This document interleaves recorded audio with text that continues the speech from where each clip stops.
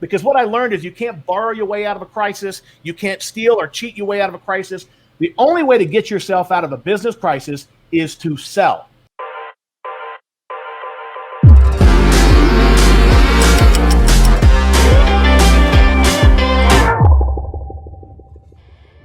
Hey everyone, welcome to Home Service Hustle. Today's episode, we have Weldon Long, Jason J-Dub, Moneymaker. Guys, these are two of the hottest sales trainers that's ever been inside the HVAC industry. One came from the streets and breaking the law. The other one came from the streets of protecting the law. They're gonna share their stories, share some of their insights, and talk about how they are changing the HVAC industry by teaching and growing the proper sales process. You don't wanna miss it. Let's go.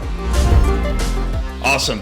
All right, so guys, we're here with Jason J-Dub, Moneymaker, and the legend, the guru, Weldon Long. So, I mean, Weldon, how long have you been in this industry and in this space? I've been in this industry for 20 years. I've owned half a dozen of my own contracting companies. I've been speaking and training consulting in this industry for 20 years. I've worked with every major manufacturer. I've trained literally thousands, if not tens of thousands, of service technicians and comfort advisors in terms of the conversations they got to have at the kitchen table. I've worked with hundreds of companies and helping them grow their companies. So, it's something that I've done for a long, long time. And, I just come from a place of a lot of experience. I like to tell people, I went to jail, not Yale. I came from the streets, right? And so everything I teach, everything I know, I learned coming from the mean streets of life, right? I didn't learn it in the ivory tower. And again, I didn't go to Penn State. I went to the State Penn. But it's learning to overcome that adversity is where I learned this process of creating a prosperity mindset, a mindset that is geared and programmed to thrive in the face of adversity, to prosper in the face of challenges. Let's face it, every time you go on a sales lead, you're going to face challenges. You're going to face obstacles. Homeowners will want 3 bids. Homeowners want a cheaper price. Homeowners want to think about it, pray about it, talk to their banker, whatever it is. We have to have the mindset to thrive in the face of those challenges. The mindset combined with the process is what delivers the transformational results. I love it. You went to jail, not Yale. I love that. And I remember, I read your first book. I mean, that first book that you wrote and told about your story. I think I actually read it. It was given to me back in like 2010. When did you actually write that book? It came out in 2009. So yeah, okay. You read it right after it came out. That's awesome. All right. So look, while you're talking about the mindset, and we kind of got the spotlight on Wally, let's talk about what's one of the biggest challenges that you faced in your business while you've been trying to grow it over the past 20-something years? I think that's a great question because, in the course of speaking, training, consulting, whether it's keynote speaking or training, you're always telling people what to do and you're always singing your praises and how successful you've been. The reality is 99% of what I've learned in my life, I learned when I screwed up, right? When I made mistakes. And when things are going great, when things are going well, half the time I look around like, what the hell did I do right? It just worked out. I made a ton of money. But it's when I've fallen flat on my face that I've done the best, the most comprehensive learning.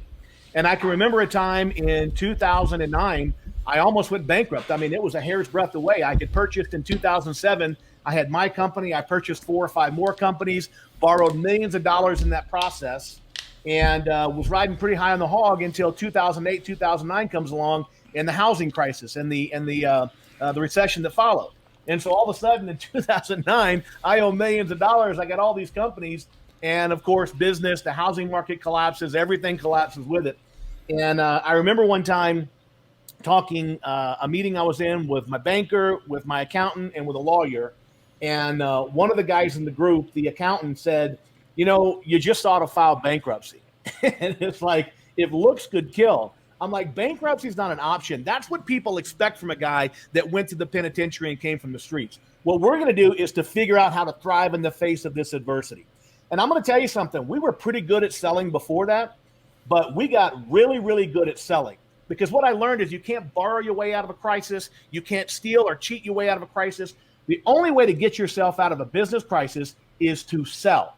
And we learned to sell even better, to close more deals at better margins. And listen, we worked through that situation. We paid off every dime that we owed. In 2010, I got the business back on its feet financially. And I sold the entire, all the companies consolidated into one roof. And I tell you, I learned more about selling, more about business, more about being, strong upstairs here, the 6 inches between the ears through that process of difficulty than I ever learned about, life and business, just making money. It's the failure that teaches you, man. Yeah. So I love that, adversity, you kind of got kicked in the teeth and you were on a high. Adversity kind of brought you to a completely different level than you'd ever been at. So let's look at once you bounce back, so we're talking what, post 2009, obviously. I mean, took a couple years maybe to get there. So once things got back on track, let's maybe say like over the last 5 years, 8 years, what is a critical mistake that you've made in your business and how did you correct that mistake? That's kind of an interesting question, and I've been very fortunate the last 10 years. That incident in 2009 was probably the last major crisis that I had, but there's always bumps along the way. I can tell you this. In 2000, what are we in, 2021? So maybe 2015, 2016, I had built an online training platform called the HVAC Sales Academy, and I sold that platform to a nonprofit out in California.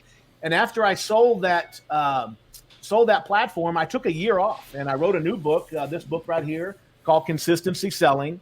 And I honestly started shifting my teaching and my training, getting more back to the selling process and kind of moving away from my personal story of going to prison and being broke. And, you get to a point, it's like, do I always want to talk about, my struggles and use that as my teaching? And so I kind of moved away from that for a couple of years. And it's funny, when I did, I realized that I moved away from my roots, right? I moved away from my true purpose, and that was teaching the mindset and sharing my story. I'll give you a quick example. When my life changed starting in June 10th of 1996, I was in prison, my dad died, and that was the moment of clarity for me. The very first book that I read on that journey was a book written by Dr. Stephen Covey, The 7 Habits of Highly Effective People. I read that book, started reading it a few hours after my dad died on June 10th of 1996. Fast forward a lot of years, I got out of prison, I built my first company, and in 2008, as you and I were just discussing, I wrote my first book, a book called The Upside of Fear. It came out in 2009. And in 2009, I met Dr. Covey. It was an amazing experience, and the story in and of itself is just mind-boggling. But during that meeting, there was a moment where he put his right hand on my heart, and he bowed his head, and Dr. Covey said, "You have a divine destiny. You have a divine destiny. You have a divine destiny." Repeated it 3 times. I'm saying, "Dr. Covey, what does that mean?" He said, "It's you in this story. Your destiny is to share this story and demonstrate to people without any doubt that no matter how far you've fallen, no matter how far you've gone down, that you can achieve anything if you'll follow success principles and principles of honor, integrity, character, etc." And by the way, shortly after that meeting, Dr. Covey agreed to endorse my first book. Ironically, the day he sent me the endorsement was June 10th of 2009, 13 years to the day that my father had passed away, and I picked up his book. So it was quite a full circle moment. Bottom line is, my destiny, my mission, my purpose is to share my story and the lessons that I've learned. James Allen says that purpose is the keystone of achievement, right? Dispersion is weakness, being confused, not knowing where I'm going, not what I'm doing. Dispersion is weakness, and purpose is the keystone of all achievement. So my purpose is teaching the mindset, sharing my adversities and my successes in an effort to teach people the process. You mentioned earlier, you get kicked in the teeth like I did in 2009. Let me tell you something. You don't get through life on this planet without getting your teeth kicked in from now and then, right? Nobody gets out alive. People go bankrupt. People get divorced. People die. Shit happens. Bad things happen to good people. The question is, how am I going to respond to that? Am I going to sit there and let life keep me down? Or am I going to rise up and do what I got to do? And as I tell people all the time, there's nothing wrong with falling down. Hell, we all fall down. We make mistakes. There's everything wrong with laying down, because that is an unforgivable sin in my book, because that is, you're giving up on your purpose. You're giving up on your potential. You're giving up on the precious 70 or 80 years we have on this planet. Absolutely. I mean, you just dropped some valuable information there. I was just talking to someone yesterday about mindset, and I'd actually posted something on my personal Facebook because it talked about the story of 2 sons of an alcoholic. And it said, one struggled through life as an alcoholic. The other was super successful, ambitious, and, had multiple businesses. But both of them were asked, why are you how you are? And both of them said, because my father was an alcoholic, right? So it all depends on, what, life life attacks all of us. We're all going to get punched in the teeth. So yeah, I mean, adversity can do a lot of things to people. It can either put them down, keep them down, or it can make them grow to places they've never been before. So I absolutely love your story. Yeah, that's crazy. Good stuff, though. All right, so biggest lesson you've learned from any of the mistakes in your past? Yeah, I think the biggest lesson that I've learned is that you always have to have successful expectations, right? Our expectations in life pretty much create our reality. We see the world a certain way. We expect a certain thing. That drives the emotions and the actions and the results that make it come true. Right? It's a self-fulfilling prophecy. It's why our mothers always said, be careful what you wish for. You have to have the right expectations, right? If you think you're going to succeed, you're right. If you think you're going to fail, you're right. I remember one time years ago, I was talking to a young guy on a plumbing company, and he was about 25. He's telling me how bad things are, and he couldn't make any money. And, homeowners were cheap, and his competition was cheap. He couldn't make any money. And then he convinces to tell me how his dad was in the industry for 25 years before that. His dad was always broke. And he said, yeah, it's like my daddy always said, plumbers don't drive Cadillacs. I'm like, there's your sign, right? Yeah. The expectation was he was going to financially struggle in the plumbing industry. And guess what? He proved himself right. The ironic piece of that is about 2 weeks later, I happened to be down doing some work for one of the most successful plumbing contractors in the country. And after the first day of training, he wanted me to come over to his house to have dinner and wanted to show me his new boat. We were down in Florida. So I go out to his house, and as I'm pulling in the driveway, his wife is backing out of the garage. And of course, she was driving a Cadillac, right? A Cadillac Escalade. I thought to myself, I guess some plumbers do drive Cadillacs, right? So then we get in their Cadillac. We drive around a couple of miles to this marina, and he wants to show me his new boat. Well, his new boat turns out to be a 65-foot, $3.5 million yacht. And I'm thinking to myself, man, some plumbers drive Cadillacs and yachts, and some don't. But the question is this: plumbers don't drive Cadillacs. Plumbers drive Cadillacs and yachts. Which man is right? They're both right. They're both products of their expectations. So the single most important lesson I've ever learned can be encapsulated in the famous immortal words of Ralph Waldo Emerson: thoughts are things. We become what we think about all day long. That's unbelievable. Thank you for sharing that.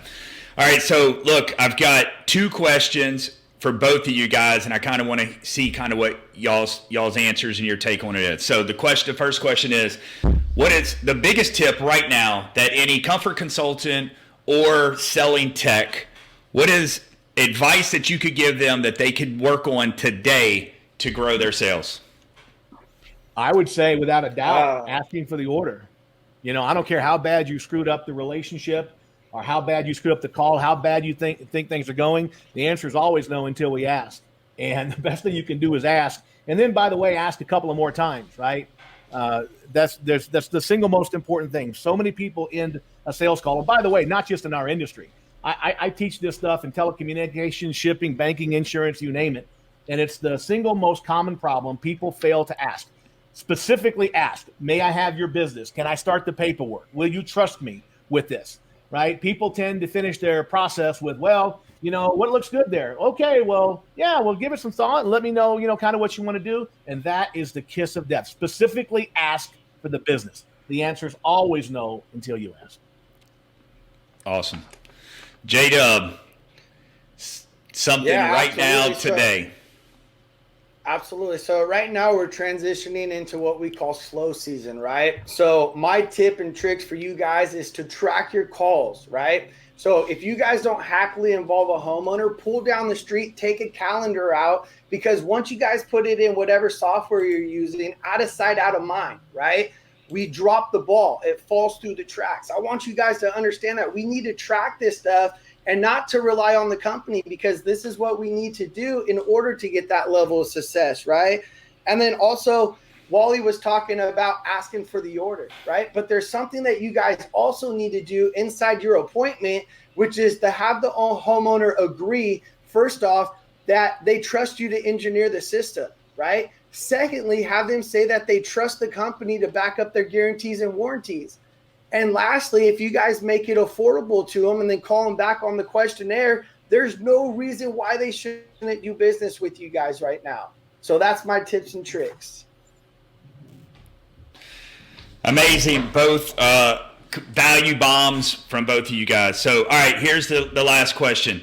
What is this is going to be on productivity. So what is an app, a tool, a resource that both of you guys use every single day that the guests right now would just absolutely benefit them, their lifestyle, or just everyday use? Well, in my case, and this will be a little bit self-serving, I would have to say the Rehash Leads app, right? Because it's an app that automates your sales follow-up. We build the campaigns, we shoot the videos. All you got to do is pick up your phone. If you don't close on the first call, drop them in the app, and the app continues to educate and build a relationship every 2 or 3 days with your homeowner during that critical 2 weeks when they're making that decision if you haven't closed it on the first call. As they interact with the app scores the quality of that lead. There's an algorithm that starts from 0, goes to 100. When they get to 50 points, it turns them red. They become one of your hot leads. That means they're really interacting with the content you're sending them. So rehashleads.com, it's a game changer.